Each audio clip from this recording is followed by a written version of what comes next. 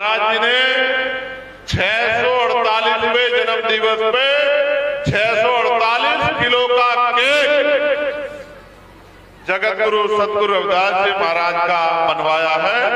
इस बड़ी सोच के लिए भी मैं उनका बहुत बहुत धन्यवाद करता हूं और यहाँ उपस्थित हमारी माताओं बहनों को भी जय भीम सतनाम करता हूं। बहुत बहुत धन्यवाद। जय भीम, जय भारत, जय गुरुदेव, धन गुरुदेव। इस पावन जगह के जिन्होंने इसको आगे बढ़ाने का काम किया, सतगुरु जुम्मा दास जी की भी इस पावन जगह पर जिन्होंने इसको पीठ को आगे बढ़ाने का काम किया, उनका भी एक जोरदार जयकारा आप मेरे साथ लगाएंगे। सतगुरु जुम्मा दास जी की। आज सती अनसुईया धाम पर मैं और आप जगत गुरु सतगुरु रविदास जी महाराज का जन्म दिवस मनाने के लिए इकट्ठा हुए हैं। अच्छी बात यह है कि जिस दिन हम ये कार्यक्रम कर रहे हैं उस दिन कौम के अमर शहीद संत रामानंद जी महाराज की जयंती भी है। एक ही दिन पर दो महापुरुषों के प्रकाश पर्व को मनाने का अवसर हमें मिला है। इसके लिए मैं यहां इस धाम को नेतृत्व कर रहे महात्मा सतीश दास जी का भी बहुत बहुत धन्यवाद करता हूं। उनके प्रयास से मैं और आज मेरे जैसे बहुत सारे साथियों को यहां आने का मौका मिला। हालांकि वो लगातार शिक्षा के क्षेत्र में और जिस भी तरह से समाज को बुराइयों से निकालकर और उनकी जिंदगी में व्याप्त परेशानियां, गरीबी, बेबसी, लाचारी और जो अन्याय उनके साथ हो रहा है उससे बाहर निकालने के लिए तमाम तरह के प्रयास और तमाम तरह के संघर्ष करते रहते हैं। उनके बराबर में हमारे एक और पूज्य महात्मा जी, जिनका आशीर्वाद भी बेटे के तौर पे मुझे हमेशा मिलता रहा और उनके साथ बहुत सारे संत यहाँ उपस्थित हैं। इन संतों के चरणों में भी मैं नतमस्तक होता हूँ, इनको भी मैं नमन करता हूँ। मैं क्योंकि पार्लियामेंट का सेशन चल रहा है और इस बीच में 2 तारीख की तारीख पहले ही हम लोगों ने तय की थी कि हम 2 तारीख को इस कार्यक्रम में शामिल होंगे। तो जितने श्रद्धालु यहाँ इस कार्यक्रम में शामिल हुए हैं, हालांकि अभी तो ये कार्यक्रम शुरू हुआ है, अभी तो 1-2 घंटे बाद यहाँ से वहां तक किलोमीटर तक पैर रखने की जगह नहीं बचेगी, क्योंकि इतनी संगत जो है हमारे शुक्र ताल के जो आश्रम है उनसे जुड़ी हुई है। मगर मुझे जल्दी जाना है क्योंकि महाराज जी भी जानते हैं मेरे कंधों पे जिम्मेदारी। जिस तरह से आज जुल्म, जाति, अन्याय, अत्याचार और तमाम तरह की परेशानियां लोगों के ऊपर आ पड़ी हैं, इन परेशानियों में बैठ के काम नहीं चलता। इन परेशानियों का मुकाबला हम लोगों को करना पड़ेगा। आज जहां हम इस आश्रम पे खड़े हैं तो महाराज जी आपसे बैठने की विनती कर रहे थे। उसका कारण ये है कि अभी अभी कुंभ में इतनी बड़ी भगदड़ हुई है और लगभग एक अखबार की रिपोर्ट है कि लगभग 1500 श्रद्धालु गायब हैं। 1500 मैंने अपनी आंखों से देखा, वीडियो के माध्यम से मैं नहीं बयां कर सकता कितने लोगों की जान गई है और उनके शरीरों का क्या हालात है। ये सब सरकार की लापरवाही, सरकार के निकम्मेपन और अव्यवस्थाओं के कारण हुआ। हमें अपने कार्यक्रम को व्यवस्थित करना चाहिए और अपने कार्यक्रम को स्वतः ही जिम्मेदारी के साथ आगे बढ़ाना चाहिए। ये मेरी और आप सबकी जिम्मेदारी है, क्योंकि जब आप जिम्मेदारी से कोई काम नहीं करोगे तो फिर अव्यवस्था होगी और अव्यवस्था होगी तो इसका नुकसान जैसे कुंभ में छोटे छोटे बच्चों ने उठाया, उनके परिवार के लोगों ने उठा, किसी की माँ उनको छोड़ के चली गई, छोटे बच्चे रह गए, किन्हीं की बहन उनको छोड़ के चली गई, बिना भाई के वो रह गए, बिना बहनों के, किसी का भाई चला गया, किसी के पिता चले गए, लोग रो रहे हैं, चीख रहे हैं। मैं आज उनके लिए भी इस पावन जगह से, इस पावन धाम से, अपने जगत गुरु सतगुरु रविदास जी महाराज से ये प्रार्थना करता हूँ कि उनके परिवारों को भी दुख सहने की शक्ति मिले, उनके परिवारों को अभी कल्याण हो, जिनके परिवारों में इतनी बड़ी पीड़ा हो गई। फिर यही पड़ोस में बागपत में जैन समाज के कार्यक्रम में 16-17 श्रद्धालुओं की जान चली गई है। मैं उनके लिए भी यहाँ इस पवित्र धाम से प्रार्थना करता हूँ कि महाराज जी का आशीर्वाद उनके ऊपर भी हो और उनके परिवार का भी कल्याण।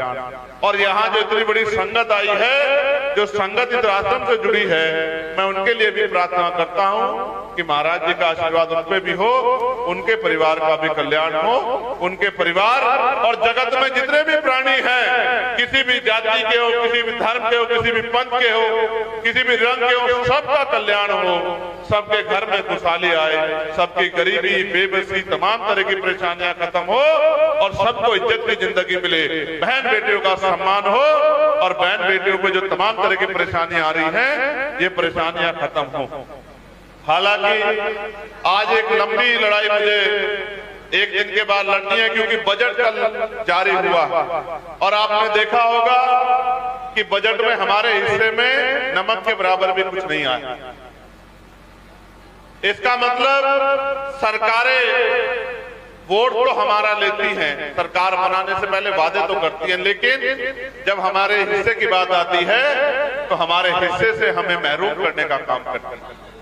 तो हमें तो अपने, आज मैं आपसे फिर कहूंगा, हमें अपने 3-4 महापुरुषों के बारे में जरूर पढ़ना चाहिए और उनके विचारों पे आगे बढ़ना चाहिए। जैसे 600 साल पहले सतगुरु रविदास जी महाराज ने कहा, जब उनसे ऐसी संगत में पूछा गया कि महाराज जी हम खूब मेहनत करते हैं, खूब पसीना बहाते हैं, खूब कष्ट उठाते हैं, फिर भी हमारे जीवन में सुख शांति क्यों नहीं है? तो महाराज जी ने अपनी वाणी के जरिए संदेश के तौर पे कहा कि रविदास मानो सुखी बसन्नु, सूकर है तो ठाव, एक सु स्वराज माही, दूसर मरगट गांव। कि सुख शांति का जीवन जीने के 2 ही रास्ते हैं।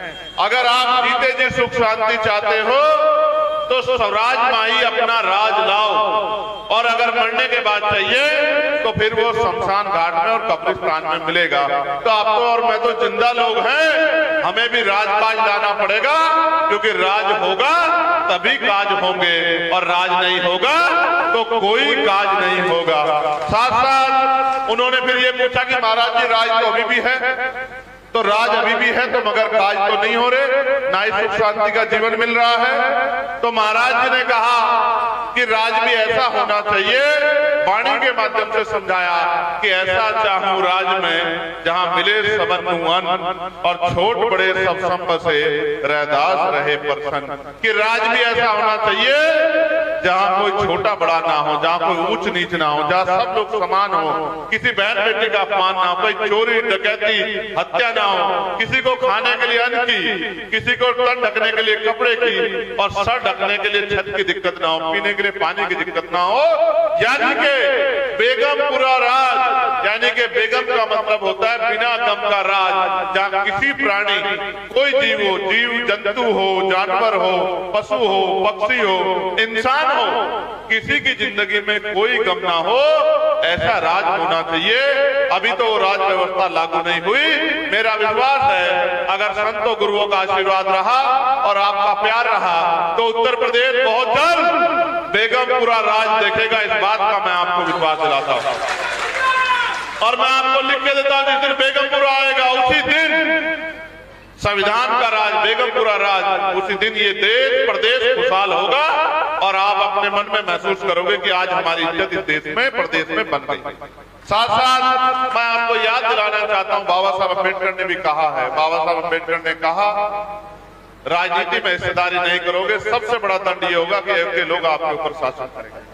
और उन्होंने ये भी कहा कि political power is the master की, इट इज द मास्टर की। by which can you open each and every door of your success।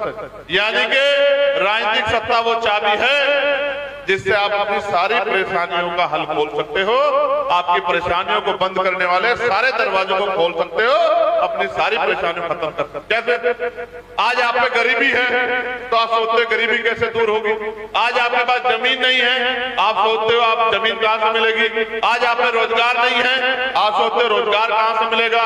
आज आप कहते हो अच्छी सड़कें नहीं है, बिजली नहीं है, बिजली के दाम ज्यादा है, पानी नहीं है, तमाम तरह की और मुसीबतें, अच्छा स्कूल नहीं है, कॉलेज नहीं है, यूनिवर्सिटी नहीं है, हॉस्पिटल नहीं है, तमाम तरह से गरीब की जेब कट रही है। तो बाबा साहब ने कहा अपनी ताकत बना लो और अपने आप देने वाले बन जाओ, अपने आप जनता की मदद करो और वो राजकाज नहीं होगी। तो बाबा साहब ने भी यही बात कही। उन्होंने संविधान में भी ये लिखा कि कोई छोटा बड़ा नहीं होगा, सब बराबर, महिलाओं को भी अधिकार दिए। और यही बात मान्यवर साहब काशीराम कह के गए। उन्होंने कहा जिनका राजकाज होता है उनकी बहन बेटियों पे जुल्म नहीं होता, उनके हाथ नहीं फैले होते, उनके ऊपर कोई अत्याचार नहीं करता, उनके लोग लाइन में नहीं लगते, वो तो जिस चीज की तरफ हाथ रख देते वो उनकी हो जाती है। तो उन्होंने कहा हुक्मरान बनना है। और मैं आपसे कहना चाहता हूं आज पावन दिन पे कि अपने संतों गुरुओं महापुरुषों के दिखाए रास्ते पे चलो। तमाम तरह की बुराइयां, अंधविश्वास, पाखंडवाद और जो और बुराइयां हैं हमारे यहाँ, दहेज, शराब, नशा, इनको भी छोड़ो तभी आपका भला हो सकता है, वरना इसके अलावा कोई रास्ता। भाई जैसे संतों ने रास्ता दिखाया, वो अपनी वाणियों में कहते हैं नशा छोड़ो, बुराइयां छोड़ो, अंधविश्वास छोड़ो, पाखंडवाद छोड़ो। वो कहते हैं दहेज और तमाम तरह से ऐसा कोई काम मत करो जिससे प्राणियों में भय पैदा हो, डर पैदा हो, नुकसान हो। तो आप उनकी बात को मान तो आपका जीवन भी सफल।